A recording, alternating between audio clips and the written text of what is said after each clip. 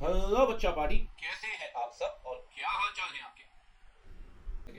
आइए सबसे पहले चैप्टर 1 में चलते हैं। लालजी भाई ने शेयर परचेज किए जो लिस्टेड है एनएसई में। ऑडिटेड फाइनेंशियल स्टेटमेंट पिक्चर देगा हेल्दी फाइनेंशियल परफॉर्मेंस की। टर्नओवर बढ़िया है, डेट कम है, गुड प्रॉफिट है। इस आधार पे वो एब्सोल्युटली सेटिस्फाइड है कि भैया मैं तो कंपनी के में शेयर में पैसे लगा देता हूं, मेरे पैसे डूबेंगे नहीं। क्या ऑडिटेड रिजल्ट इस बात के एश्योरेंस देते हैं कि शेयर का प्राइस कम नहीं होगा? अरे पागल हो क्या।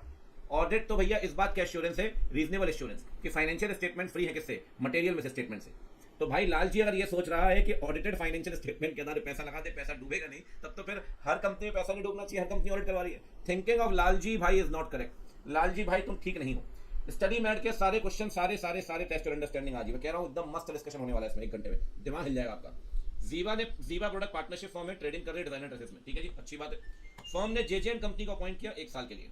ऑडिटर सेटिस्फाइड है कंट्रोल को लेकर, उसने प्रोसीजर कैरी किए, सैंपल चेकिंग की, परचेज वगैरह देखा, जीएसटी पोर्टल में गया, कंफर्मेशन मिली सप्लायर से, अच्छी बात है। ऑडिट रिपोर्ट भी सबमिट की भैया कि financial statement true and fair भी प्रेजेंट कर रहे हैं क्या, ठीक है जी। आगे बढ़ते हैं। बाद में पता चला लेटर ऑन कि जो परचेज मैनेजर है वो ड्रेस ले रहा है एक लोकेशन से और फेक परचेज बुक कर रहा है कॉल्यूशन करके। बेटा अगर आपके एम्प्लॉय मिली भगत करके बैठे हैं, एक तो परचेज मैनेजर ड्रेस परचेज कर रहा है और दूसरा अकाउंटेंट के साथ भी मिली भगत है, अकाउंटेंट पेमेंट भी कर रहा है बैंक से, क्लाइंट के बैंकिंग चैनल से पैसे भी जा रहे हैं। सर अगर एम्प्लॉय मिली भगत करके बैठे हैं तो बेटा कॉल्यूशन है। और याद करिए कॉल्यूशन इंटरनल कंट्रोल का सबसे बड़ा डिसएडवांटेज है, और इंटरनल कंट्रोल में कमियां तो रहेंगी रहेंगी। क्या ऑडिटर की गलती है यहाँ पे? नहीं है सर, इनहेरेंट लिमिटेशन है। इंटरनल कंट्रोल कभी परफेक्ट नहीं हो सकता, ये बात ध्यान रखिए। तो आप बताइए क्या पार्टनर, क्या वो सीए फॉर्म जिम्मेदार है? कहता है सर ये एग्जांपल है फेलियर ऑफ इंटरनल कंट्रोल का। इंटरनल कंट्रोल काम नहीं कर रहा है क्योंकि कॉल्यूशन है एम्प्लॉइज के बीच में, और कॉल्यूशन आपको पता है इंटरनल कंट्रोल की लिमिटेशन है। तो भैया ऑडिटर ने भरोसा किया इंटरनल कंट्रोल पे। अब फाइनेंशियल रिपोर्टिंग का तो नेचर ही है सर, तो कह रहा है यहाँ पे inherent limitation, auditor is not responsible, ठीक है। आइए executive exotic tours and travels, auditor Raja and company assurance report दे रहे भैया फर्स्ट क्वार्टर को लेकर। इन्होंने क्या किया, एश्योरेंस रिपोर्ट दे रहे हैं फर्स्ट क्वार्टर को लेकर। अगर एक क्वार्टर को चेक करके उसकी एश्योरेंस दे रहे हो तो ये ऑडिट नहीं है। ऑडिट होती है फाइनेंशियल स्टेटमेंट के पूरे साल के बनते हैं, बेटा ये रिव्यू है। याद करिए कई तरह के एंगेजमेंट्स होते हैं। कह रहा है इसका नेचर क्या है, क्या सैंडी एविडेंस देना पड़ेगा क्या? कह रहा है सर देखो यहाँ पे ये रिव्यू कर रहा है। हाँ इतना जरूर है कि अगर रिव्यू में करोगे एसेंट एविडेंस लेना पड़ेगा, बट आप इसे ऑडिट नहीं बोलेंगे। ऑडिट कब बोलेंगे? जब पूरे साल के फाइनेंशियल चेक करोगे। यहाँ पे साल के फाइनेंशियल चेक नहीं कर रहे हैं, फर्स्ट क्वार्टर की फाइनेंशियल इन्फॉर्मेशन चेक कर रहे हैं, ठीक है ना। और डिटेल प्रोसीजर तो वैसे ही परफॉर्म नहीं कर रहे। अगर आपको याद हो तो मैंने आपको पढ़ाया था कि रिव्यू के केस में प्रोसीजर कम होते हैं, ऑडिट प्रोसीजर ज्यादा होते हैं। बढ़िया बढ़िया बढ़िया। सीए पी बाबू ऑडिट कर रहे हैं फाइनेंशियल स्टेटमेंट की, एक्सटर्नल कंफर्मेशन नहीं ले पाया डेटर से क्योंकि प्रैक्टिकल लिमिटेशन थी, ठीक है। ऐसे कह रहा है बेटा एक्सटर्नल कंफर्मेशन लेना ही पड़ेगा, लेकिन वो नहीं ले पाया। एक्सटर्नल कंफर्मेशन नहीं ले पाए तो उसने सेल्स की डिटेल को ही एग्री कर लिया, ई इनवॉइस देख लिए, ई वे बिल चेक कर लिए, पेमेंट भी चेक कर ली पार्टी से बैंक स्टेटमेंट में। अब वो सेटिस्फाइड है कि उसको एविडेंस मिल गया। 505 कहता है एक्सटर्नल कंफर्मेशन लेना ही पड़ेगा।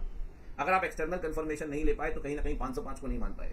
याद करिए ऐसे 200 में लास्ट पॉइंट क्या था? कंप्लायंस ऑफ एसे। याद है बच्चों, कंप्लायंस ऑफ एसे करना पड़ेगा। अगर किसी ऐसे को नहीं मान पाया, डिपार्चर है, तो बताइए, डॉक्यूमेंटेशन करिए और रीजंस बताइए क्यों नहीं मान पाए। अगर आप 505 नहीं मान पाए तो कह रहा है डॉक्यूमेंटेशन करना पड़ेगा। ऑल्टरनेटिव ने कैसे आपको एविडेंस दिया है, दूसरी बात क्यों नहीं मान पाए, रीजन फॉर डिपार्चर, इसका भी डॉक्यूमेंटेशन करना पड़ेगा, ठीक है। ये बात आपको बतानी पड़ेगी अपनी रिपोर्ट के अंदर में कि आप ऐसे नहीं मान पाए। Compliance of essay 200। MG and company form है, 30 साल का एक्सपीरियंस। चैप्टर 2 में आगे बता दूं मैं आपको, ठीक है ना। चैप्टर 2 में इसमें मैं चैप्टर वाइज चल रहा हूँ स्टडी मैट के हिसाब से, ऐसे वैसे को मैंने बांटा नहीं है, ठीक है, स्मूथ रखा एकदम।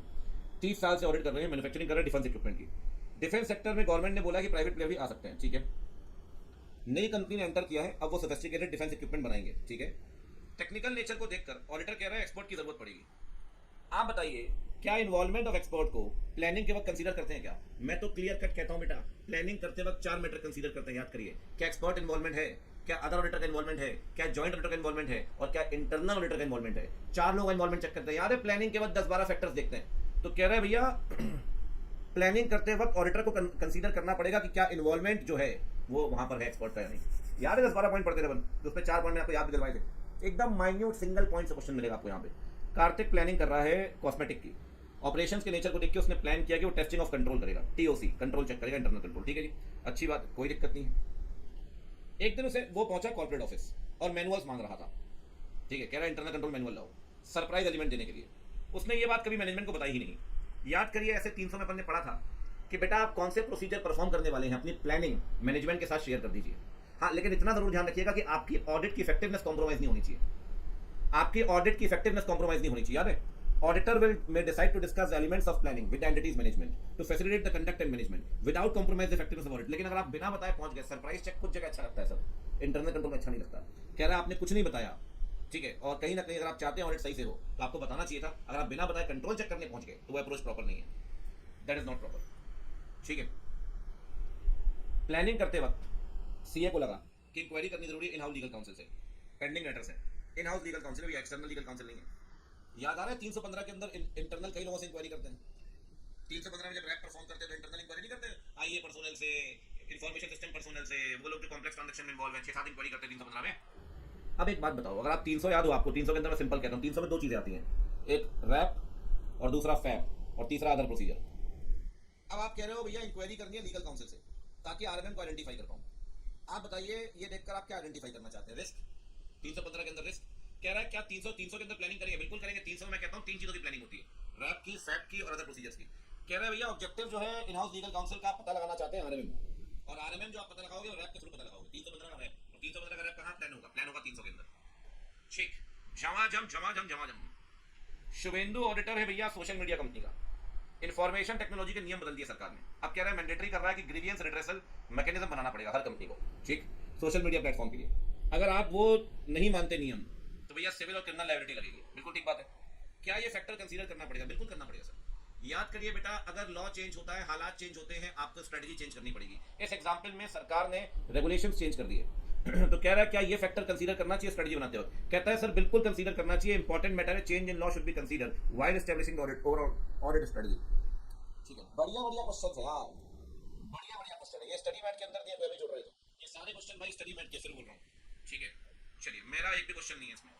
रोहित प्रैक्टिकल ट्रेनिंग कर रहा है, एंगेजमेंट टीम का पार्ट है, वो ऑडिट प्रोग्राम दिया गया सेल्स को लेकर, उसमें कई सारे आइटम चेक करने के लिए, ठीक, कई सारी बातें लिखी हुई थी। अच्छा क्वेश्चन है, नाइस।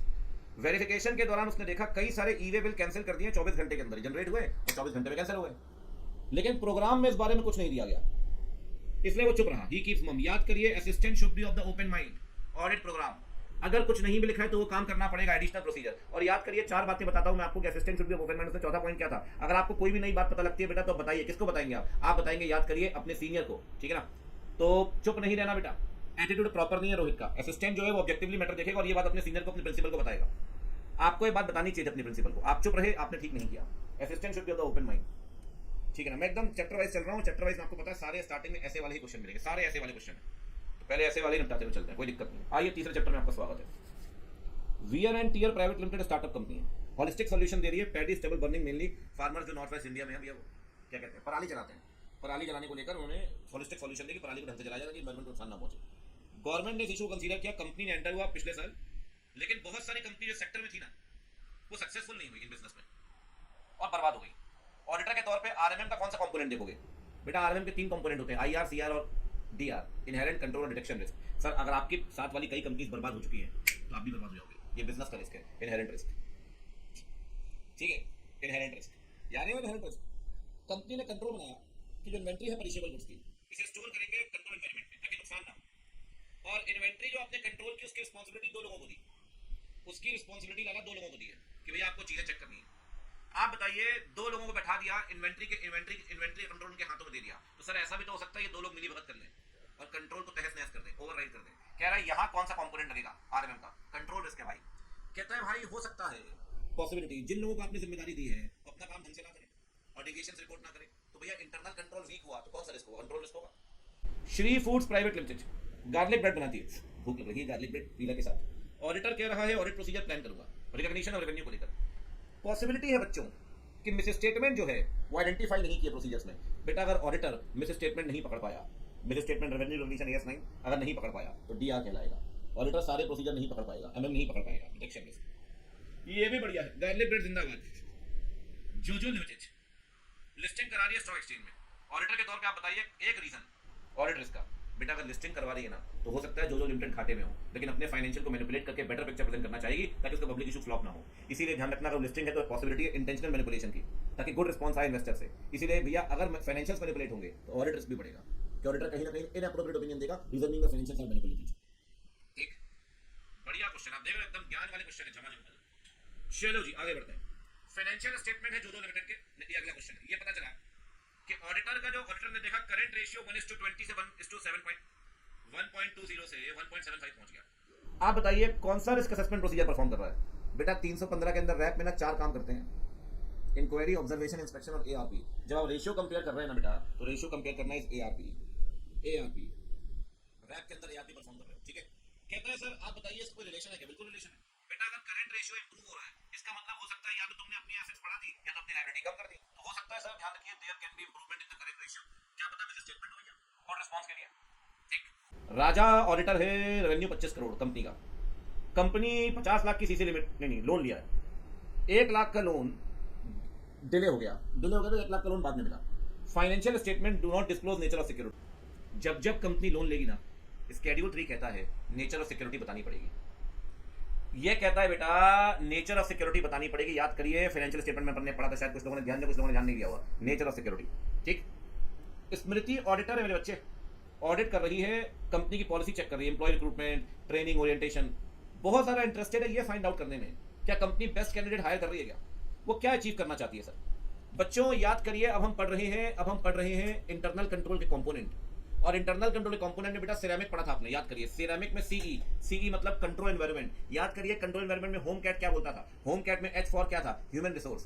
याद है कंट्रोल एनवायरनमेंट में ह्यूमन रिसोर्स। तो कह रहा है कौन सा एस्पेक्ट चेक कर रही है बेटा? ये चेक कर रही है, ध्यान रखिए, she is checking the control environment. पढ़ते हैं जरा। एचआर फंक्शन से कंट्रोल एनवायरनमेंट को पता चलेगा और कहीं ना कहीं उसे अंडरस्टैंडिंग मिलेगी इंटरनल कंट्रोल की। बहुत बढ़िया, बहुत उम्दा। ह्यूमन रिसोर्स, ठीक। अगला, सीए स्मृति जानना चाहती है क्या सेग्रीगेशन ऑफ ड्यूटीज प्रॉपर हो रहे हैं क्या। इसके लिए वो इंश्योर करना चाहती है कि जो पर्सन ट्रांजैक्शन रिकॉर्ड कर रहा है वो अलग होना चाहिए जो ऑर्गेनाइज कर रहा है। अलग अलग लोग होने चाहिए भैया। सेग्रीगेशन ऑफ ड्यूटी कह रहा है, क्या समझना चाहती है सेग्रीगेशन ऑफ ड्यूटी?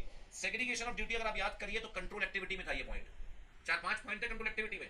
कह रहा है वो अंडरस्टैंडिंग लेना चाहती है इंटरनल कंट्रोल की, इसके लिए वो कंट्रोल एक्टिविटी चेक कर रही है। कंट्रोल एक्टिविटी में वो चेक कर रही है भाई सेग्रीगेशन ऑफ ड्यूटीज। एकदम ऐसा अंदर जाए क्वेश्चन पूछा उन्होंने, एकदम झकास, एकदम डेप्थ वाला पॉइंट है।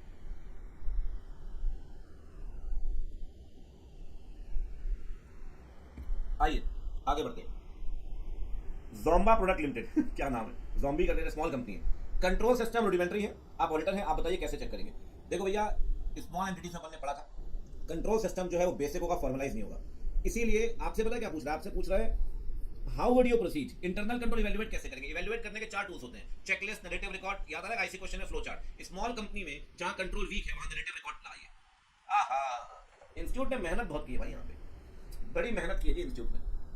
छोटी कंपनी में यार नैरेटिव रिकॉर्ड चलेगा, बड़ी कंपनी में नैरेटिव रिकॉर्ड नहीं चलता। सबसे डिटेल तरीका होता है कॉम्प्रिहेंसिबल तरीका।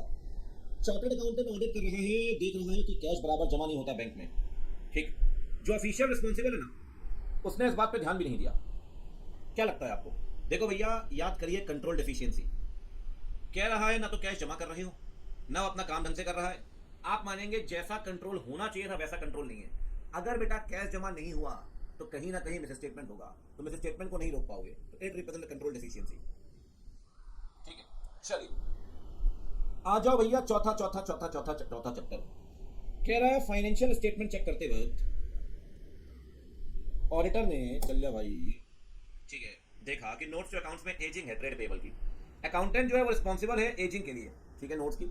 ऑडिटर चेक करना चाहता है एजिंग प्रॉपर है या नहीं। देखो भैया, आपने एजिंग स्केड्यूल बनाया, एजिंग स्केड्यूल बनता है, ऑडिटर एजिंग स्केड्यूल को दोबारा चेक कर रहा है कि एजिंग स्केड्यूल ढंग से बनाया है। तो ऑडिट एविडेंस पे अपन 6 तरीके से एविडेंस लेते हैं। कह रहा है ये है री परफॉर्मेंस, जो काम मैनेजमेंट कर चुका है वो आप दोबारा कर रहे हैं, बीइंग ऑडिटर, एजिंग स्केड्यूल, ठीक है। सूर्या गायत्री ऑडिट कर रही है एंटिटी की, ऑडिट के दौरान ओरल इंक्वायरी की गई, ठीक है, बीआरएस को लेकर। आप बताइए क्या इंक्वायरी सेटिस्फेक्शन देगी बीआरएस को लेकर? देखो भाई, मैं एक सिंपल सी बात आपको कहता हूँ, ठीक। इंक्वायरी अकेले आपको सेटिस्फेक्शन नहीं दे सकती, कई बार मैंने आपको बताया। Inquiry alone will not provide sufficient evidence. आपको इंक्वायरी परफॉर्म करनी पड़ेगी in combination with some other things. Inquiry inspection कर लो, इंक्वायरी ऑब्जर्वेशन कर लो, अकेले इंक्वायरी परफॉर्म मत करो। मियर इंक्वायरी आपको एसेंट एविडेंस नहीं देगी, इसीलिए कह रहा है उसे और भी चीजें चेक करनी चाहिए, तब जाके उसको सेटिस्फेक्शन मिलेगा। इंक्वायरी अकेले काफी नहीं, वो भी ओरल इंक्वायरी कर रही है। इंक्वायरी तो ओरल रिटर्न कोई भी कर सकते हो, बट ओरल इंक्वायरी से यार सिर्फ ओरल इंक्वायरी के दम पे कैसे ले लोगे आप? कंपनी ने बोला भैया कि रिकंसिलेशन जो है रिकॉर्ड्स का क्वांटिटेटिव डिटेल्स दे रहा है पीपी की। अच्छा, रेगुलर इंटरवल पे कारो वाला पॉइंट लग रहा है विद फिजिकल वेरिफिकेशन।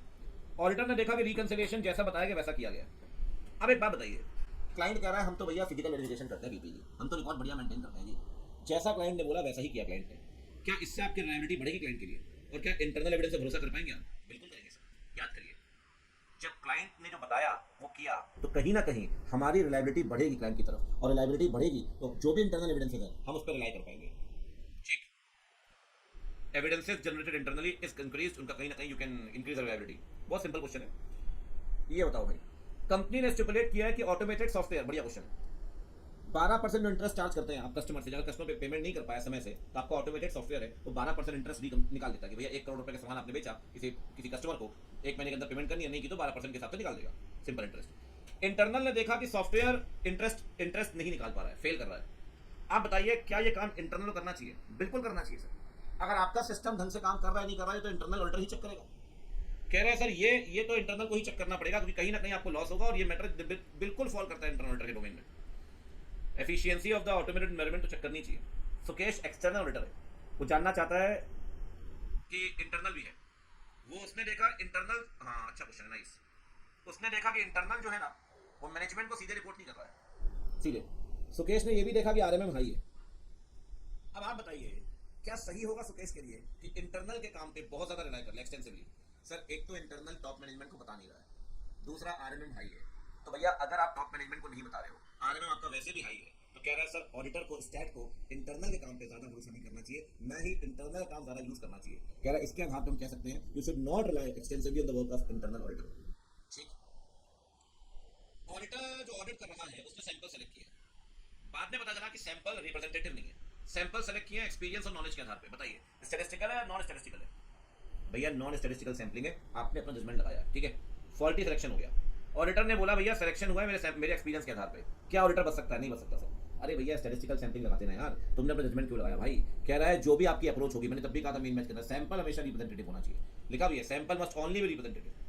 कह रहा है आप ये बोल के नहीं बच सकते कि मैंने स्टैटिस्टिकल सैंपलिंग नहीं लगाई तो वहां पे सैंपल साइज फॉल्टी हो गया। नहीं sir, you will be liable. Audit procedure जो आपने परफॉर्म किए उससे पॉसिबिलिटी लगती है, पॉसिबिलिटी कि भैया कंपनी ने सारे लिटिगेशन डिस्क्लोज नहीं किए। याद है ये तो कंपनी वाला पॉइंट 143 वाला आईपीएल, कंपनी ने सारे मटेरियल लिटिगेशन नहीं डिस्क्लोज किए। आप एक्सटर्नल लॉयर से बात करना चाहते हैं, बिल्कुल बात करिए सर। 501 कहता है 2 केस में बात करिए। एक तो अगर आरएमएम हो तब बात करिए, और अगर लग रहा है पेंडिंग केसेस क्लाइंट ने नहीं बताए तो बात करिए। याद है 2 केस में बात करिए, 3 केस में मुलाकात करिए। बात तो करनी पड़ेगी सर, बात तो करनी पड़ेगी सर एक्सटर्नल लीगल काउंसिल से। ठीक, जिग्नेश देसाई ऑडिट के बीच में है, कंपनी का बढ़िया इंटरनल ऑडिट डिपार्टमेंट है, बढ़िया। एक्सटर्नल कंफर्मेशन जब वो भेज रहा था डेटर को, आउटस्टैंडिंग थे, उसने बोला डेटर को सेलेक्ट करना, रिक्वेस्ट डिजाइन करना और डेटर से रिस्पॉन्स लेना, ये सारा काम उठाकर इसने इंटरनल ऑडिटर को दे दिया, डिपार्टमेंट को दे दिया। कह रहा है रिस्पॉन्सेज जो आए वो इंटरनल ऑडिट डिपार्टमेंट की ईमेल आईडी में आए। सर मैंने आपसे कहा था कुछ काम इंटरनल को सीधे नहीं दे सकते, कुछ काम आप डेलीगेट करिए, बट एक्सटर्नल कंफर्मेशन का काम पूरा उठा के आप इंटरनल को दे सकते हैं क्या? 610 कहता है सर ऐसा थोड़ी होगा, आप सारा काम उठा के दे दोगे। ठीक है, तो कह रहा है इस केस में आपने पूरा काम उठा के दे दिया एक्सटर्नल कंफर्मेशन का इंटरनल को। सर आपका तो कंट्रोल ही नहीं रहा, कुछ भी नहीं रहा आपका, वही भेज रहे हैं भाई, रिसीव कर उनकी मेल आईडी में आ रहा है। कह रहे हैं उनकी मेल आईडी में आ रहा है भाई, ये 505 के साथ तो नहीं है। ऊपर में थोड़ा बहुत 505 पे रेफर किया है कि भैया कौन सी इन्फॉर्मेशन पूछनी है, पार्टी सेलेक्ट करो, रिक्वेस्ट डिजाइन करो और भेज दो। ठीक है, 505 का रेफरेंस क्या है पूरा ज्ञान नहीं रहेगा, कोई दिक्कत नहीं, डायरेक्ट असिस्टेंस नहीं लेंगे। सही कह रहे आप। जब स्केड्यूल चेक किया ट्रेड रिसीवेबल्स का तो मैरी को पता चला कि एक आउटस्टैंडिंग बैलेंस है। ठीक है, सीएफओ अलाउ नहीं कर रहा है, सीएफओ कह रहा नहीं मैं आपको पूछने नहीं दूंगा, डेटा से पूछना नहीं दूंगा। बोले क्यों पूछना नहीं दोगे? कह रहा है बस हमारे रिलेशंस खराब होंगे। बोले भाई क्यों खराब होंगे? कह रहा है हमारे ना डिस्प्यूट चल रहा है डेटर के साथ। बोले अच्छा, और वो मैटर जो है वो कस्टमर के साथ अभी चल रहा है क्वालिटी इशूज को लेकर। एफर्ट किए गए कि भाई मैटर रिजॉल्व हो जाए आउट ऑफ द कोर्ट। जब आपने बात देखी कस्टमर से बात की तो आपको लगा हाँ यार ये मैटर तो जल्दी रिजॉल्व होने वाला है और कोई फ्रॉड रिस्क भी नहीं है। क्या अनविलिंगनेस जो सीएफओ ने दी जस्टिफाइबल है? बिल्कुल है सर। 505 क्या कहता है? अगर मैनेजमेंट मना कर रहा है थर्ड पार्टी से बात मत करो तो हम उससे पूछेंगे क्या तुम्हारे पास जस्टिफाइड ग्राउंड है? मैंने तब भी आपसे मजाक में एग्जांपल झगड़ा हो गया आपका डेटर के साथ, भैया यहाँ भी ये बोल रहा है झगड़ा हो गया मैटर कोर्ट में है, जस्टिफाइड ग्राउंड दे रहा है सर आपको सीएफओ अपनी जगह बिल्कुल ठीक है, आप ऑल्टरनेटिव प्रोसीजर से एविडेंस इकट्ठा करिए, कोई दिक्कत नहीं। ठीक है, आपको जब भी मैनेजमेंट मना करता है अपन देखते हैं ना भाई क्यों मना कर रहा है, रीजन फॉर रिफ्यूजल। तो फ्रॉड फैक्टर एग्जिस्ट नहीं करता, अनविलिंगनेस जो है वो जस्टिफाइबल है। ऑडिटर जो है एआरपी परफॉर्म करना चाहता है रेवेन्यू को लेकर, कह रहा है कोई 2 एआरपी बताओ। अरे यार करेंट ईयर को प्रीवियस ईयर से कंपेयर कर लो, एक्चुअल को बजटेड से कंपेयर कर लो, करेंट ईयर को प्रीवियस ईयर से, एक्चुअल को बजटेड से। सिग्निफिकेंट फ्लक्चुएशंस देखने पड़ेंगे, वेरिएशन आ गया जिसका तुम्हें इंतजार था। आइए, कंपनी जो है ना ये मैन्युफैक्चरिंग कर रही है फैब्रिक्स की, सप्लायर से फैब्रिक लेती है और मैन्युफैक्चरिंग करती है। ठीक है, और जो अपने बिल जो लेबर चार्जेस उसके बिल रेज करती है। ठीक है, ऑडिटर ने देखा कि बहुत सारा ऐसा स्टॉक पड़ा हुआ है हमारे क्लाइंट के पास जो थर्ड पार्टी का है, वो इंक्लूड नहीं होना चाहिए। थर्ड पार्टी की इन्वेंट्री हमारे पास पड़ी है, हमारे क्लाइंट के पास, तो इंक्लूड तो नहीं होगी ना, इस पर कौन सा एक्सेप्शन लगेगा? Right obligation. क्या हमारे क्लाइंट का अधिकार है क्या 31 मार्च को उस इन्वेंट्री पे? वो इन्वेंट्री तो किसी और की है ना। तो कह रहा है ऑडिटर कौन सा एक्सेप्शन चेक करना चाहता है? Right obligation. क्योंकि भैया जो बताई गई है इन्वेंट्री वो हमारी नहीं है, वो किसी और की है, अनदर एंटिटी की। वो हमारे पास रखी तो हमारी नहीं है, क्योंकि कल को हमारी इन्वेंट्री किसी और के पास पड़ी तो हमारी इन्वेंट्री काउंट होती है। अब किसी और की हमारे पास पड़ी है तो भैया वो हमारी इन्वेंट्री नहीं आएगी। कंपनी ने सीसी लिमिट बनवाई है 2 करोड़ की बैंक से, ठीक है। सिक्योरिटी रखी है स्टॉक्स एंड डेटर्स की, गारंटी दिया डायरेक्टर ने। याद करिए बच्चों, मैंने कहा था उस डिवीजन के अंदर भी कहा था, अगर कोई भी लोन बनवाते हैं आप, और अगर कोई लोन गारंटीड बाय डेटर है, डायरेक्टर है, तो इस लोन को सेपरेटली डिस्क्लोज करना पड़ेगा। याद है, कोई भी शेड्यूल 3 कहता है बेटा, ध्यान रखिएगा कि जिस लोन की गारंटी डायरेक्टर देगा उसे एग्रीगेट अमाउंट ईच सबहेड के अंदर दिखाना पड़ेगा, separate disclosure must be there. ठीक, यहां भी बाल की खाल निकाल रखी है उन्होंने। रेशियोज कंपेयर किए करंट ईयर के पिछले साल के साथ, ठीक है। आप बताइए लॉ की रिक्वायरमेंट क्या है? कह रहा है do not list the name of ratios. याद है 12 रेशियो पढ़ाया था आपको नोट्स टू अकाउंट्स में, तो कह रहा है रेशियो का नाम तो बताएंगे, तो क्या बताएंगे? 2 बातें बता दो, न्यूमरेटर डिनोमिनेटर, और दूसरी बात 25% का फर्क है पिछले साल से। याद है मुद्दे वाली बात, मैंने कहा भी था इंपॉर्टेंट है। अगर कोई चेंज है रेशियो में 25% से ऊपर पिछले साल से, तो वो बताइए। बाकी जो न्यूमरेटर डिनोमिनेटर है वो जरूर समझा देना, वैसे कोई दिक्कत नहीं है, ठीक है। बाकी आपने ये नहीं बोला कि रेशियोज के नाम बताइए, रेशियोज के नाम बोलेगा तो बता देंगे, कोई दिक्कत नहीं है, ठीक। ऑडिटर है जो कंपनी का फोकस कर रहा है रेवेन्यू पे, यूजुअल डिटेल चेकिंग तो वो कर ही रहा है। सैप परफॉर्म करना चाहता है सेल्स को लेकर। आप बताइए सेल्स को लेकर क्या सैप परफॉर्म करेगा? अरे यार सैप तो तरह तरह परफॉर्म कर सकते हो, आपकी क्या दिक्कत है? कह रहा है सेल ट्रेंड देखो, पिछले साल से कंपेयर करो, कैटेगरी वाइज एनालिसिस कर लो, सिंपल है, कुछ नहीं है इसमें, ठीक। डेप्रिसिएशन चेक कर रहे थे आप, आपने देखा कि नई मशीनरी खरीदी गई है और इंस्टॉल की है अप्रैल में। AS10 वाला क्वेश्चन है भाई, ट्रायल्स किए गए मशीनरी में, रेडी टू यूज थी अप्रैल में रेडी फॉर यूज थी, लेकिन मार्केट से ऑर्डर नहीं आए तो मशीनरी रोक दी गई और 1 अक्टूबर को चालू की गई। तो डेप्रिसिएशन चार्ज किया गया 1 अक्टूबर से। बेटा डेप्रिसिएशन चार्ज होता है when the asset is ready for use, not when it is in active use. याद है AS10? अगर आप, हाँ कह रहे हैं सर डेप्रिसिएशन चार्ज होता है when it is ready for use, not from the rate of actual usage. तो अगर आपकी एसेट 1 अप्रैल को तैयार थी तो 1 अप्रैल से ही डेप्रिसिएशन लगेगा, 1 अक्टूबर से जो आपने लगाया वो ठीक नहीं है। चैप्टर से फिर आगे थोड़े बहुत ऐसे ऐसे तो पिंड कहाँ छोड़ेंगे आपका। कह रहे अच्छा यार, लेकिन बढ़िया है, मैं तो कह रहा हूँ। ऑडिट के दौरान इशू अराइज हुआ इंटरेस्ट कॉस्ट को लेकर कि रिस्ट्रक्चरिंग की गई है। इंपॉर्टेंट मैटर ये था कि ये बात डिस्कस हुई CFO से और रिजॉल्व हो गई। क्या वर्किंग पेपर में इंक्लूड करेंगे? याद करिए बेटा, सिग्निफिकेंट जितने भी डिस्कशंस होंगे सबका डॉक्यूमेंटेशन करना पड़ेगा, सिग्निफिकेंट मैटर का डॉक्यूमेंटेशन आपको करना पड़ेगा। तो कह रहा है आपने डिस्कशन किया CFO से, क्या वर्किंग पेपर में मेंटेन करेंगे? बिल्कुल करेंगे सर, डॉक्यूमेंट करिए सिग्निफिकेंट मैटर्स, जो भी डिस्कशंस होंगे with the management, with the TCWG। Sonali Murarka audit complete कर चुकी है, ऑडिट रिपोर्ट डेट है 15 जुलाई की, वर्किंग पेपर दिखा रहे हैं, डिस्कशन विद द मैनेजमेंट, ठीक है, कंक्लूजन सब कुछ दिया हुआ, ठीक है। 6 महीने बीत गए, ऑडिट रिपोर्ट इशू किए, अभी तक असेंबलिंग नहीं की। ले भैया SQC1 कहता है भैया जिस दिन ऑडिट रिपोर्ट दी है 60 डेज के अंदर असेंबलिंग करनी पड़ेगी। याद है बच्चों, जिस दिन ऑडिट रिपोर्ट दी है 60 डेज के अंदर असेंबलिंग करनी पड़ेगी। कह रहा है बाद में उसको लेटर भी आया रेगुलेटर से कि भाई आपने ऑडिट वगैरह को लेकर ऑडिट फाइल शेयर करो, ठीक। जब लेटर आया ऑडिट फाइल शेयर करने को तो जल्दी से उसने असेंबलिंग करनी शुरू कर दी और कुछ और पेपर ऐड कर दिए। बहुत जितने अनर्थ कर सकती है बहन सारे अनर्थ कर रही है। पहली बात तो assembling is an admin process, administrative process, उसमें चेंजेस नहीं कर सकते आप। हाँ 4 एक्सेप्शन है, बात अलग है, और असेंबलिंग करनी 6 महीने के अंदर। अरे यार असेंबलिंग करें नॉट मोर देन 60 डेज, ठीक है ना। और कह रहा है सर उसने असेंबलिंग नहीं की, बाद में पेपर भी डाल दे जो परमिसिबल नहीं है, बाद में चेंजिंग नहीं कर सकते आप, ठीक है। तो कहीं ना कहीं ये क्वेश्चन मार्क पुट हो रहा है क्वालिटी पे, क्वालिटी हो SQC1 का पॉइंट है। चलिए आगे बढ़ते हैं, देखो कंप्लीशन एंड रिव्यू। आ जाओ अगला chapter 7, PK Jacob 21-22। Company engage है, एथनिक ड्रग भेजती है भारत को, एक्सपोर्ट करती है यूरोप में। ऑडिट कंप्लीट होने वाली है जुलाई 22 में। पता चला ऑडिटर को कि ओवरसीज बायर ने यूज कर दिया,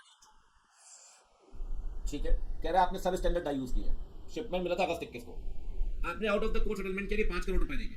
सर केस कब किया है? 1 जून को किया ना, सब्सिक्वेंट इवेंट, लेकिन माल तो आप पहले बेच चुके थे अगस्त 21 में। सब्सिक्वेंट इवेंट की सिचुएशन एग्जिस्ट कर रही थी 31 मार्च को। मैनेजमेंट से बोलेंगे फाइनेंशियल स्टेटमेंट को अमेंड करो। अगर फाइनेंशियल स्टेटमेंट अमेंड नहीं करेगा मैनेजमेंट तो हम इंपैक्ट डालेंगे ऑडिट रिपोर्ट में, we can issue an modified audit opinion. कह रहा है सर आपको पता चला है कब? एक बाद में। तो कह रहा है it is an example of subsequent event, जो फाइनेंशियल स्टेटमेंट डेट के बाद हुआ लेकिन रिपोर्ट डेट से पहले। तो कह रहा है ये बात आप, ये कंडीशन एग्जिस्ट कर रही थी बैलेंस शीट डेट पे। तो कह रहा है मैनेजमेंट से बोलेगा भैया एडजस्टमेंट कर, एडजस्टमेंट नहीं करेगा तो फिर ऑडिट रिपोर्ट में बताएगा, ठीक। चांदनी खन्ना ऑडिट कंप्लीट कर रही है अगले कुछ दिनों में, उसने प्रोसीजर परफॉर्म किए, इंक्वायरी को लेकर मिनट्स भी पढ़े हैं, बुक्स भी चेक कर रही है। After the date of financial statement ये सारे सब्सिक्वेंट इवेंट उसने कंसीडर कर लिए हैं। क्या सारा काम किया यार उसने, देखो उसने इंक्वायरी भी कर ली, उसने मिनट्स भी पढ़ लिए, है ना, बुक्स भी चेक कर ली, सब कुछ कर लिया, लेकिन फिर भी वो भी सर्टेन होना चाहती है कि कोई भी सब्सिक्वेंट इवेंट छूटना नहीं चाहिए। तो कह रहा है और क्या करना चाहिए इसको? देखो यार सारा काम तो कर लिया आपने, बस एक पॉइंट रह गया। दीदी को एक काम करना चाहिए, दीदी को ना डब्ल्यू लेना चाहिए। याद है 580 के अंदर डब्ल्यू लेते हैं, लेकिन 560 में लिखा 560 के अंदर कि भैया सब्सिक्वेंट इवेंट को लेकर आपको डब्ल्यू लेना चाहिए। कह रहा आपने सारा काम कर लिया, मैनेजमेंट से बोलो भाई कि मुझे डब्ल्यू प्रोवाइड कर दो। डब्ल्यू किस बारे में, जितने भी सब्सिक्वेंट इवेंट मैनेजमेंट को पता नहीं, मैनेजमेंट आपको बता दिया subsequent event have been disclosed. ठीक है, कह रहा है वो ऐसा क्यों कर रही है भाई? भाई वो इसलिए ऐसा कर रही है कि उसको सब्सिक्वेंट इवेंट नॉलेज मिल जाए, तो उसे वैसे पता नहीं लगेगा। ऑडिट के दौरान भानु रतवाल ने देखा कंपनी को ना सिग्निफिकेंट स्किल लेबर शॉर्टेज है, ऑपरेशंस भी खराब हो रहे हैं, लेबर शॉर्टेज हो रही है। कह रहा है लेबर जो आया करती थी वो आती थी ईस्टर्न यूपी से, ठीक है, गांव से। कह रहा है वहाँ भी जॉब अपॉर्चुनिटीज हो गई हैं, तब लेबर नहीं आ रही है। अब लेबर नहीं आ रही है भैया, तो कहीं ना कहीं कंपनी अपने कमिटमेंट पूरे नहीं कर पा रही है, ऑर्डर शॉर्ट हो रहे हैं, रेवेन्यू गिरता जा रहा है, फिक्स जैसे फिक्स कॉस्ट भी आपकी फिक्स तो है ही रही है, लिक्विडिटी क्रंच हो गया है, क्रेडिटर्स को पैसे नहीं दे पा रहे हो, क्या करवाओगे भाई? बैंकर भी आपकी मदद नहीं कर रहे हैं, लिक्विडिटी कैसे हो चुका है, ऑडिटर डाउट गोइंग कंसर्न पे। कह रहे हैं मैनेजमेंट कैसे ट्राई करेगा ऑडिटर को, मतलब how should the management, auditor से नहीं पूछा, मैनेजमेंट से पूछा, ठीक है। और क्या करोगे आप उस केस में? कह रहा है मैनेजमेंट ना ऑडिटर को फ्यूचर प्लान ऑफ एक्शन बताएगा। याद करिए कि भैया मेरा फ्यूचर प्लान क्या है, मैनेजमेंट बताएगा। अगर मैनेजमेंट फ्यूचर प्लान बताएगा, याद करिए, तो कैश फ्लो की फोरकास्टिंग करेगा। और कैश फ्लो की फोरकास्टिंग करेगा तो बीइंग ऑडिटर हम क्या चेक करेंगे? हम चेक करेंगे भाई जो कैश फ्लो की फोरकास्टिंग की उसमें दो बातें, पहली बात डेटा यूज किया क्या वो रिलायबल है, और जो एजम्पशन फॉर्म किया क्या उसके सपोर्ट में कोई एविडेंस है आपके पास, ठीक है ना? बड़ा सिंपल, बह मत जाना भाई। आपने लास्ट पॉइंट जो नहीं पड़ेगा ना वो कुछ भी लिख के आ जाएगा उल्टा सीधा, वो मैनेजमेंट का पूछ रहा है, तो मैनेजमेंट तो भैया फ्यूचर कोर्स ऑफ एक्शन बताएगा ना, कैश फ्लो फोरकास्टिंग। आप ऑडिट कंप्लीट करने जा रहे हैं, वर्किंग पेपर्स आपने देखे, आपने कहा यार इन्वेंट्री का ओवर वैल्यूड है 2 करोड़ की, फ्रेड 10 लाख रुपए इंपोर्ट में दिया है और पीएनएल में दिखा दिया। अरे भाई 10 लाख रुपए फ्रेड दोगे मशीनरी इंपोर्ट करने में, तो कैपिटलाइज करेंगे ना, पीएनएल में थोड़ी जाएगा। तो एक तो कैपिटलाइज करना था वो नहीं किया, दूसरा ओवर वैल्यूएशन कर दिया। ठीक, अब सुनो, कह रहे हैं सर हाँ आप बताइए कैसे आप प्रोसीड करेंगे, कैसे कम्युनिकेट करेंगे? भाई सिंपल सी बात है, ये दोनों मिस स्टेटमेंट्स हैं। 10 लाख रुपए का फ्रेड आपने वहां दिखा दिया, वो मिस स्टेटमेंट है, फिनिश गुड 2 करोड़ से ओवर वैल्यूड है, मिस स्टेटमेंट है। अपन क्या करेंगे? ये मिस स्टेटमेंट बताएंगे टीसीडब्ल्यूजी को ठीक कर दे भाई। अगर टीसीडब्ल्यूजी ठीक नहीं करेगा तो फिर अपने को देखना है कि ये जो अनकरेक्टेड मिस स्टेटमेंट है क्या ये मटेरियल है। अगर मटेरियल हुए भाई तो फिर बताना भी है और रिपोर्ट भी मॉडिफाई करनी है। मतलब एक सबसे प्लेन क्वेश्चन है अभी तक का, एकदम बेसिक। चलिए, गुरुमूर्ति ऑडिट कर रहा है बिफोर कंप्लीशन। उसने मैनेजमेंट से बोला मुझे डब्ल्यूआर दो, मैनेजमेंट से बोल रहा है भैया मुझे डब्ल्यूआर दो, उसमें लिखकर आप मुझे दो कि मैनेजमेंट अपनी सारी जिम्मेदारी पूरी की है। मैनेजमेंट से कह रहा है राइटिंग में दीजिए कि सारी इन्फॉर्मेशन मैनेजमेंट ने आपको दे दी है। मैनेजमेंट को ऐसा लगता है ऑडिटर बेकार की बातें मांग रहा है। क्या मैनेजमेंट का व्यू प्रॉपर है? अरे भाई डब्ल्यूआर मांग रहा है, डब्ल्यूआर देना पड़ेगा ना सर। मैनेजमेंट तो डब्ल्यूआर मांगेगा ना कि मैनेजमेंट अपनी रिस्पॉन्सिबिलिटी पूरी करनी है, ऑडिटर डब्ल्यूआर तो मांगेगा। अरे यार ये सही है। कह रहा है भाई यहाँ पे आते हैं refusal by management to provide confirmation. अगर नहीं दोगे आप कंफर्मेशन तो कहीं ना कहीं रिपोर्ट मॉडिफाई कर देगा, डिस्क्लेमर देगा। याद करिए, अगर डब्ल्यूआर नहीं देते आप तो he can modify the report, take appropriate action लिखा होता है बुक में, आगे लिखा था मॉडिफाइड ओपिनियन। तो मॉडिफाइड में क्या दोगे? डब्ल्यूआर नहीं दे रहा है, डिस्क्लेमर जरूर डालिए। फिर कह रहा है सर इंटरनल कंट्रोल चेक किया, ऑडिटर ने देखा फिजिकल वेरिफिकेशन के अंदर कि फिजिकल वेरिफिकेशन हो ही नहीं रहा है रेगुलर इंटरवल्स में। ऑडिटर ने देखा significant deficiency internal control inventory को लेकर, वो मैनेजमेंट को लिख के दे रहा है auditor, one liner. Physical verification तुमने करवाया नहीं है रेगुलर इंटरवल में, बस एक लाइन लिख के दे दिया ऑडिटर ने। क्या ये कम्युनिकेशन प्रॉपर है? अरे भाई अगर सिग्निफिकेंट डेफिशिएंसी है तो भैया सिग्निफिकेंट डेफिशिएंसी को एक्सप्लेन करना पड़ेगा, सिर्फ बताना नहीं सिग्निफिकेंट डेफिशिएंसी। कह रहा है sir in case of significant deficiency auditor has not only to communicate significant deficiency, he has to give the description और पोटेंशियल इफेक्ट। किसी को याद हो डिस्क्रिप्शन एंड इफेक्ट दोनों देने पड़ते हैं, ठीक है, मैनेजमेंट को भी डीसीडब्ल्यूजी को भी। तो कह रहा है ये जो कम्युनिकेशन है प्रॉपर नहीं है सर। ये बढ़िया वन लाइनर। आहा, audit report. Maithili Thakur CA student है, ऑडिट रिपोर्ट परस्यू कर रही थी। उसने देखा 18 डिजिट का अल्फा न्यूमेरिक नंबर है, यूडिन मेंबरशिप नंबर के साथ। मेंबरशिप नंबर के साथ यूडिन जाएगा भैया, यूनिक डॉक्यूमेंट आइडेंटिफिकेशन नंबर, ठीक है। कह रहा है क्या वो सर ऑडिट रिपोर्ट में जाता? नहीं, वो ऑडिट रिपोर्ट में जाएगा, सर्टिफिकेट में जाएगा। यूडिन माया मेमानी, सारी दीदियां भैया है नहीं कोई यहाँ पे। ऑडिटर है, उसने सना से बोला जो ट्रेनिंग कर रही है उसके ऑफिस में कि ड्राफ्ट ऑडिट रिपोर्ट बनाओ। सना एंगेजमेंट टीम का पार्ट है, उससे बोला कि ड्राफ्ट रिपोर्ट बनाओ अनमॉडिफाइड को लेकर। सना ने जब अनमॉडिफाइड ओपिनियन बनाई, सना को लगता है बेसिस फॉर ओपिनियन देने की जरूरत ही नहीं है। अरे भैया बेसिस फॉर ओपिनियन दोनों ओपिनियन देना पड़ेगा, चाहे मॉडिफाइड हो या अनमॉडिफाइड, दोनों ही केस में you have to provide basis for opinion. कह रहा है basis for opinion basic element है सर। अरे अनमॉडिफाइड देंगे तब भी देना पड़ेगा बेसिस फॉर ओपिनियन, ठीक। सरस भाई पटेल ऑडिट कर रहे हैं एंटिटी की, एटमॉस्फेयर नॉन कोऑपरेशन का। कह रहा है सपोर्ट ही नहीं मिल रहा है इन्वेंट्री काउंटिंग करते वक्त। सीएफओ भी उसे इन्फॉर्मेशन नहीं दे रहा, सीएफओ एड्रेस भी नहीं दे रहा कस्टमर के। कंफर्मेशन लिख कर भेजा, मेल आईडी भी नहीं दे रहा है। अरे भाई कुछ भी नहीं दे रहा तो क्या कह रहा है, रेवेन्यू भी चेक नहीं कर पा रहा है वो, कह रहा है भैया मैं सैंपल बेसिस पे चेक करूंगा, स्टाफ कह रहा है ना तुमको भी चेक करने देंगे, स्टाफ भी लेम एक्सक्यूजेस दे रहा है। ये बात उसने मैनेजमेंट को बताई, लेकिन मैनेजमेंट ने भी कुछ नहीं किया। ऑडिटर को लग रहा है सर मिस स्टेटमेंट है जिसका इफेक्ट मटेरियल भी होगा और मैनी एस्पेक्ट मतलब परवेजिव, M+P दोनों, तो डिस्क्लेमर दो भाई उठा के। कह रहा है अगर ये विड्रॉ नहीं कर पाएगा तो क्या करेगा, इतना पहले ही बोल देते यार डिस्क्लेमर, इतना क्यों खींच के लाए। डिकी यादव 4 ब्रांच की ऑडिट कर रहा है, चारों ब्रांच की ऑडिट कर रही है यामिनी जैन। अच्छा ये ऑडिटर है कंपनी का, ब्रांच की ऑडिट कर रही है यामिनी जैन। रिपोर्ट जो है ब्रांच की एग्जामिन कर ली और ब्रांच ऑडिटर को, कंपनी ऑडिटर को भेज दी गई। कंपनी के अंदर भेजना पड़ता है ब्रांच ऑडिटर को। ऑडिट के दौरान डिक्की यादव कह रहा है ब्रांच ऑडिटर से कि मुझे समरी दो ऑडिट प्रोसीजर्स की। यामिनी जैन कह रही है भाई तू मेरे एरिया में इंक्रोचमेंट मत कर। देखो भाई कंपनी को ऑडिटर के पास अधिकार है, ब्रांच ऑडिटर से वो पूछ सकता है कि आपने कौन सा काम किया, अदर ऑडिटर से पूछने का अधिकार है। अदर ऑडिटर को इवन वो आईसी क्वेश्चन और ये सब इंक्वायरी पर लेटर भी दे सकता है, चेकलिस्ट भी, कि भाई तो फिल करके दे मुझे। तो ऐसा नहीं वो इंक्रोच कर रहा है, अगर आपके काम पे रिलाई कर रहा है ब्रांच ऑडिटर के काम पे तो चेक भी कर सकता है। चलो कारों से ये क्वेश्चन आ गया, अब बताओ इसमें क्या हुआ। अरे भाई ये नॉलेज बेस्ड क्वेश्चन है, ये मत समझ लेना नहीं आंसर लिख के आए, नॉलेज बेस्ड क्वेश्चन। वैसे ज्यादातर केस में आंसर ऐसा ही होगा, बट ठीक है। रवि पटनायक ऑडिट कर रहा है कारों की, उसने देखा सीसी लिमिट बनवाई है 4 करोड़ की, ठीक है, 1 करोड़ रुपए सीसी लिमिट बनवाई है किसके लिए, वर्किंग कैपिटल करो, ठीक है। 1 करोड़ रुपए यूज किया है प्लांट लगाने में पॉल्यूशन को लेकर।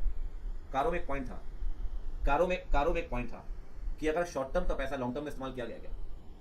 सर आप वर्किंग कैपिटल के लिए पैसा लाए थे और प्लांट लगाने में खर्च कर दिया, तो कारो कहता है शॉर्ट टर्म का पैसा लॉन्ग टर्म में इस्तेमाल किया है क्या, अगर किया है तो नीचे अमाउंट बताइए। तो इन्होंने तो पूरा आंसर वैसे प्रॉपर्ली लिखा, अगर आप देखो केस स्टडी के जैसा, सिचुएशन लिख दी, फिर देखो यहाँ तक ये प्रोविजन लिख दिया फर्स्ट पैराग्राफ, ये सिचुएशन लिख दी सेकंड पैराग्राफ, डिसीजन लिख दी थर्ड पैराग्राफ, तो आंसर तो प्रॉपर ही है इसका।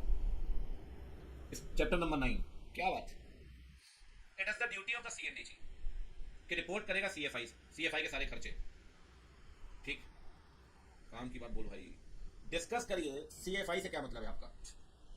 अरे सीएफआई में भैया पैसा आता है, याद करिए पैसा कहाँ से आता है, 3 जगह से पैसा आएगा, डायरेक्ट टैक्स, इनडायरेक्ट टैक्स, दोनों में सरकार लेगी और रीपेमेंट करेगी, कल को दिया होगा तो उसकी रीपेमेंट होगी 4 जगह से, ठीक है ना। सीएफआई का मतलब पूछ रहा है यार, कोई ढंग का क्वेश्चन पूछ लेते भाई। आकाश विरमानी ऑडिटर है पार्टनरशिप फर्म का, 4 पार्टनर्स हैं, एक पार्टनर रिटायर हो गया, दूसरा पार्टनर अगले ही दिन ज्वाइन कर रहा है। आप बताइए कोई एक पॉइंट जो आपको कंसीडर करना चाहिए कि फाइनेंशियल स्टेटमेंट मिसस्टेटेड नहीं होंगे फर्म के कॉन्स्टिट्यूशन के कारण। देखो भाई अगर एक पार्टनर छोड़कर गया और दूसरा अगला आ गया, तो छोड़ के जाने के बाद जो अकाउंट्स बनने चाहिए थे वो तो बना नहीं पाया, तो भैया मैनिपुलेशन हो सकता है ना फर्म के अकाउंट्स में, क्योंकि सेटलमेंट करने से पहले नया पार्टनर आ गया। तो कह रहा है सर इस केस में आपको इंश्योर करना चाहिए कि क्या प्रॉफिट को प्रॉपर्ली बांटा गया क्या। अरे भाई 7 पॉइंट है ना, 7 में 2 पॉइंट लगाने आपको। और क्या रिटायरमेंट के बाद जो प्रॉफिट्स बनते हैं वो पार्टनर के बीच में बांटे गए क्या, as per the new partnership deed. आप ऑडिटर हैं स्कूल के, ऑडिट करते हुए आपने देखा कि फीस कंसेशन जो है वो सब्सटेंशियल नंबर में है। एक चीज चेक करनी है, अगर फीस कंसेशन दी गई तो ऑथराइजेशन तो आप देखिए फीस कंसेशन क्या प्रॉपर अथॉरिटी के अंदर दी गई है क्या, आपको इंटरनल कंट्रोल देखना पड़ेगा इस केस में, ठीक है। बढ़िया। सोसाइटी पूरे इंडिया में काम कर रही है, पैन इंडिया मतलब हो गया multi state cooperative society, MSCS, याद है मल्टी स्टेट। वो चाहती है सेविंग्स प्रमोट हो, लोन देना चाहती है, स्मॉल सेविंग प्रमोट होगी, कंट्रीब्यूशन लेंगे। सोसाइटी कौन सी, 2 चीजें पूछ रहा है। Identify type of society, MSCS कौन से बुक्स मेंटेन करेगी, अरे वही बुक जो सब मेंटेन करते हैं, कंपनी में LP सब तो वही मेंटेन करते हैं, रिसीट, पेमेंट, एसेट, लायबिलिटी। और कौन सी है ये है MSCS, multi state cooperative society, ऊपर दिया होगा society the nature of MSCS। लो भैया bank audit, financial statement specified format में बनाए गए, बताया था मैंने आपको। कह रहा है बैंक के केस में स्पेसिफाइड फॉर्मेट कहाँ दिया गया, सर बैलेंस शीट P&L बनाना पड़ेगा, याद करिए 3rd शेड्यूल के हिसाब से आ सकता है क्वेश्चन MCQ में। फॉर्म ए के अंदर बैलेंस शीट और फॉर्म बी के अंदर P&L, याद है, ए के अंदर बैलेंस शीट, बी के अंदर P&L। Ranjana ceramic CC limit बनवा रही है 1 करोड़ की, ब्रांच ने एक और 1 टाइम गारंटी दी है 10 लाख की। कह रहे हैं कौन सी क्रेडिट फैसिलिटीज है, देखो भैया सीसी लिमिट को बोलेंगे फंडेड लोन और बैंक गारंटी को बोलेंगे नॉन फंडेड, याद आ रहा है, फंडेड नॉन फंडेड। कह रहा है सीसी तो है फंडेड और ये है बैंक गारंटी नॉन फंडेड। कह रहे हैं ऑडिट के दौरान आपने देखा कि SMA है, स्पेशल मेंशन अकाउंट्स। SMA का मतलब क्या और सिग्निफिकेंस क्या है, SMA याद है 0, 1, 2, 3। कह रहे हैं भाई देखो 90 के बाद तो NPA बन जाता है, लेकिन वो ओवरड्यू तो 0 से 90 तक है, क्योंकि 90 के बाद तो NPA बन जाएगा RBI नॉर्म्स के हिसाब से, लेकिन 90 तक तो अपन उसको NPA मानेंगे नहीं ना। तो कह रहे हैं स्पेशल मेंशन अकाउंट वो अकाउंट है जिसमें साइंस दिख रहे हैं स्ट्रेस की, यहाँ बोरोवर डिफॉल्ट कर सकता है, लेकिन उसे अभी तक NPA नहीं माना आपने एज पर RBI गाइडलाइन, ठीक है ना। कह रहा है ये क्यों करते हैं, पूछा ना क्वेश्चन नीचे, क्यों करेंगे, सिग्निफिकेंस क्या, क्यों बनाते हैं, SMA बनाते क्यों है। कह रहा है भाई देखो SMA इसलिए बनाते हैं कि वो अकाउंट जो है वो आपका NPA में स्लिप ना हो जाए, स्लिप होने से पहले उसको ठीक कर लो, पैसे मांग लो, कोई दिक्कत नहीं है, टाइम से रेमेडियल एक्शन ले लो ताकि वो NPA ना बन जाए। अब इसमें आप स्टडी माइंड खोलना पड़ेगा, इन्होंने ना ये जरूर खोलता हूँ, मैं आखिरी में खोलता हूँ ये वाला। कहता है भाई आप वेरीफाई कर रहे हैं interest on deposit nationalise bank का, दो एनालिटिकल प्रोसीजर बताओ। अरे यार कितनी बार पूछेगा, दो बता दो, हर बार कहता है दो। इंटरेस्ट ऑन डिपॉजिट में पहला तो करंट ईयर को प्रीवियस ईयर से कंपेयर कर लो। दूसरा कह रहा है या तो एक्चुअल को कंपेयर कर लेते हैं, या तो कह रहा है एक काम करो वेटेड एवरेज निकाल लो, थोड़ा नया पॉइंट डाला है उन्होंने। कह रहा है फिर एक्चुअल को वेटेड एवरेज से कंपेयर कर लो। ठीक है साहब कर लेंगे, अगर मटेरियल डिफरेंस होगा तो बात करेंगे। ठीक। सीसी लिमिट 100 लाख की बनाई है, सीसी लिमिट है स्टॉक डेटर 90 दिन, मार्जिन 25%, स्टॉक 40% डेटर।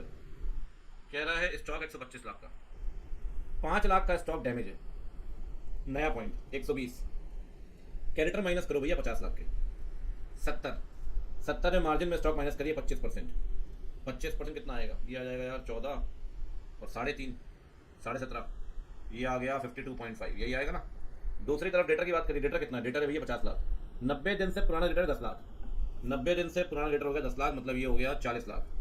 40 में लाला माइनस करेंगे 40% डेटर के लिए, 40% डेटर के लिए, तो ये हो गया भैया 40%, 16 लाख, 24 लाख हुआ। दोनों को जोड़ दो कितना आ गया, 76.5। कह रहे 82.50 प्रॉपर है क्या, नो, 76.50, 76.50, ठीक है ना। चलिए ये इन्होंने क्वेश्चन दिया भी होगा यहाँ पे, वही जो अपन ने किया है, माइनस एक ये हो गया, माइनस 70 में 25% मार्जिन माइनस कर दिया, ये आ गया, फिर आ गया लाला 50, 10 माइनस 40, मार्जिन माइनस 16 और 24, और ये आ गया 76। ठीक है, लास्ट चैप्टर। सूर्यकांतम ऑडिट कर रहा है अकाउंट्स की, आईसीआई ने उसको लेटर इशू किया, कह रहा है यार कुछ मैटर्स हैं ऑडिट को लेकर, उसने रिप्लाई तक नहीं किया, रिमाइंडर भेजने के बाद भी रिप्लाई नहीं किया। कौन सा फंडामेंटल प्रिंसिपल तोड़ रहा है आदमी, प्रोफेशनल बिहेवियर, कर्टसी वाला पॉइंट याद है, प्रिंसिपल प्रोफेशनल बिहेवियर तोड़ रहा है। चार्टर्ड अकाउंटेंट इन प्रैक्टिस है सर्टिफिकेट इशू कर रहा है कि भैया 9 करोड़ की मशीनरी है, जबकि ओरिजिनल कॉस्ट तो 15 करोड़ की है। सर कोई भी ऐसे झूठे सर्टिफिकेट में साइन मत करो जहां गलत इन्फॉर्मेशन है, इंटीग्रिटी का प्रिंसिपल कहता है। प्रोफेशनल बिहेवियर, जानबूझकर कोई भी रिपोर्ट रिटर्न में साइन नहीं करेगा, नहीं उड़ेगा जहां उसको पता है वो इन्फॉर्मेशन गलत है, मिसलीडिंग है। इंटीग्रिटी।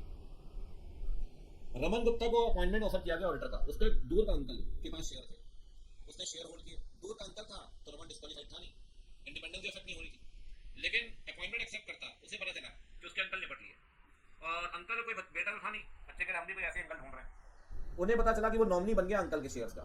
अब यार वो तो फंस गया कि क्या करूं मैं। भाई देखो अगर तुम्हारे पास शेयर्स आ गए तो फिर तो सेल्फ इंटरेस्ट आ जाएगा, तुम्हारे पास शेयर है तो तुम कंपनी तक मत लगाते ना, हाथ जोड़ के बोल रहा हूँ, यहाँ वो एथिक्स की बात कर रहा है, कंपनी लेके 140 मतलब सेक्शन 3, नो नो नो। अगर आपके पास शेयर्स आ गए और आप ऑडिटर बनना चाहते हैं, सेल्फ इंटरेस्ट है तो क्या करें, अब शेयर्स तो आएगा अंकल के, पहले शेयर्स तुरंत बेच दो, बेचने के बाद ऑडिट एक्सेप्ट करो, सेल्फ इंटरेस्ट नहीं होगा। क्योंकि भाई एक बात तो बड़ी क्लियर है, याद करिए, अगर थ्रेट्स होंगे तो या तो कैंसिल ना करो, कैसे कर दो इससे थ्रेट्स कम कर सके, याद रहा है।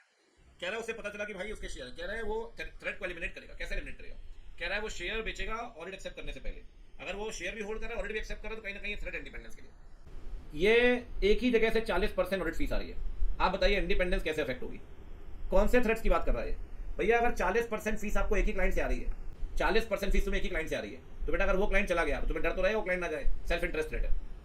मुरली वाधवान अकाउंटिंग और बुक कीपिंग सर्विस दे रहा है, उसी को ऑडिट करने को बोला गया, अब 144 ऑडिट डिस्क्वालीफाइड है बुक कीपिंग सर्विस, लेकिन मत लगाना, एथिक्स लगाना, आपने ही अकाउंटिंग की है, आपसे ही ऑडिट करवा रहे हैं, सेल्फ रिव्यू थ्रेट, याद है, आपने ही अकाउंटिंग की, आपसे ही ऑडिट करवा रहे हैं, सेल्फ रिव्यू थ्रेट से क्वेश्चन आने के चांसेस हैं। बाकी देखो, ऑडिटर ने रिलाई किया है मैनेजमेंट के रिप्रेजेंटेशन लेटर पे टैक्स को लेकर, ऑडिटर ने अपना कोई काम किया ही नहीं, कह रहा है जो मैनेजमेंट ने बताया हमने वो मान लिया भैया, हमने अपना दिमाग तो चलाया ही नहीं।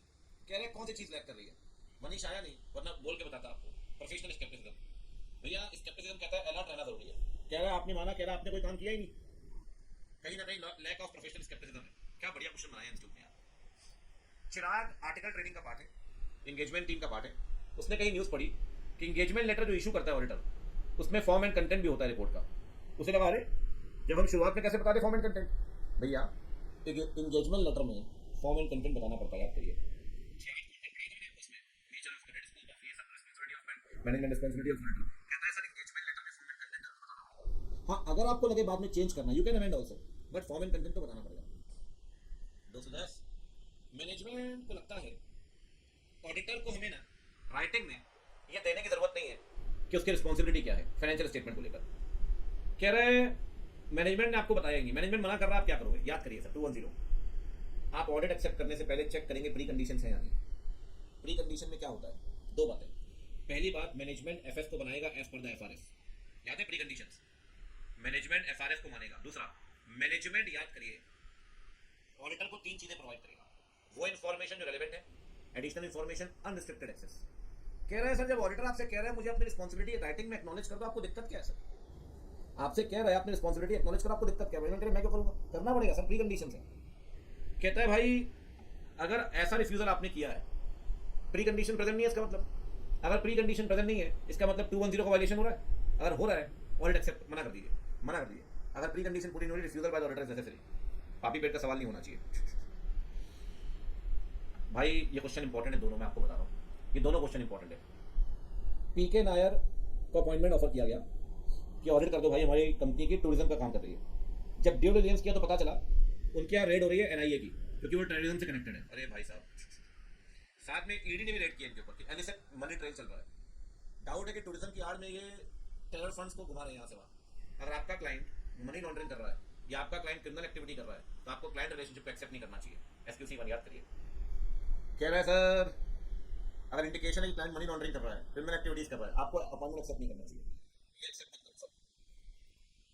आप कितना मिस्टर्स ज्वाइन कर रही है, उसने देखा कि पार्टनर बहुत बिजी रहते हैं और फर्म ने जो ऑडिट एक्सेप्ट किया एरियाज को लेकर उसको एक्सपीरियंस ही नहीं है, कोई एक्सपीरियंस नहीं है फर्म में। फर्म ऑडिट एक्सेप्ट कर रही है, फिनटेक सेक्टर की कंपनी, फिनटेक समझते हो, स्टॉक ब्रोकर, ये सब, इंश्योरेंस। वो ऑडिट में टेक्नोलॉजी का यूज चाहिए, लेकिन फर्म के पास तो कैपेबिलिटी थी नहीं। एसक्यूसी 1 अपन पढ़ते हैं, whether the firm is having the necessary resource and capabilities. अगर भाई नेसेसरी रिसोर्स कैपेबिलिटीज नहीं है ना बेटा, तो ऑडिट एक्सेप्ट मत करिए। ये पॉइंट भी कहाँ पे आता है? Acceptance and continuance of client relationship. ये दोनों पॉइंट वहीं पे है, acceptance and continuance of client relationship. Before accepting the engagement आप चेक करिए कि भाई अगर प्रायर एक्सपीरियंस नहीं है तो कहीं ना कहीं ट्रेन पर्सनल नहीं है, ये ऑडिट एक्सेप्ट नहीं करनी चाहिए। ये दोनों पॉइंट इंपॉर्टेंट है। हाँ ठीक है जी, हो गया डन।